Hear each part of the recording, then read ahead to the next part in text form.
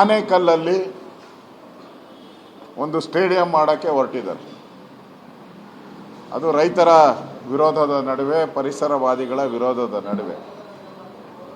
ಈಗಾಗಲೇ ಬೆಂಗಳೂರಲ್ಲಿರುವ ಕ್ರಿಕೆಟ್ ಸ್ಟೇಡಿಯಮ್ಮೇ ವರ್ಷಕ್ಕೆ 4 ಸರಿ ಬಾಗಿಲು ತೆಗಿತತೆ.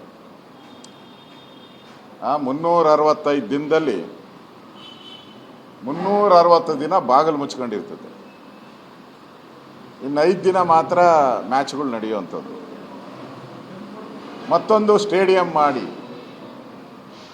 ಯಾವ ಪುರುಷಾರ್ಥಕ್ಕೆ ಮಾಡ್ತಾ ಇದ್ದೀರಾ? ಒಳ್ಳೆ ಕಮಿಷನ್ ಬರ್ತಾ ಇದೆ ಅಂತ ಮಾಡ್ತಾ ಇದ್ದೀರಾ? ಇಲ್ಲ ಅಲ್ಲೇನಾದರೂ ಜಮೀನುಗಳು ಇಟ್ಕೊಂಡಿದ್ದೀರಾ ನೀವು ಯಾರಾದರೂ? ಆ ಗ್ರೌಂಡ್ ಸುತ್ತು ಏನಾನ ಜಮೀನುಗಳು ಯಾರ್ಯಾರು ಪರ್ಚೇಸ್ ಮಾಡಿದಾರೋ ಅವ್ರದ್ದು ಲೆಕ್ಕ ಕೊಡಬೇಕು.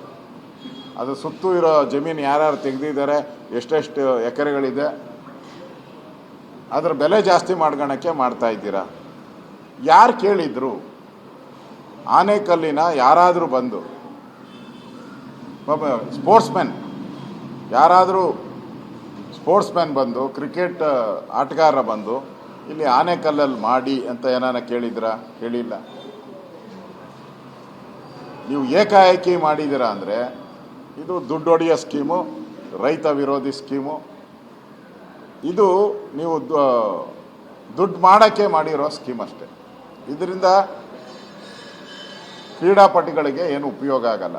ನಾವು ಕ್ರಿಕೆಟ್ ಸ್ಟೇಡಿಯಂ ಏನಿದೆ ಬೆಂಗಳೂರಲ್ಲಿ, ಅದನ್ನು ಸ್ಯಾಂಕ್ಷನ್ ಮಾಡಿದಾಗ ಅದಕ್ಕೆ ಅನುಮತಿ ಕೊಟ್ಟಿರೋದು ಇಲ್ಲಿ ಕ್ರಿಕೆಟ್ ಪ್ಲೇಯರ್ಸ್ಗೆ ಟ್ರೈನಿಂಗ್ ಕೊಡಬೇಕು, ಹೊಸ ಆಟಗಾರರಿಗೆ ಉತ್ತೇಜನ ಕೊಡಬೇಕು ಅಂತ ಮಾಡಿದ್ದು.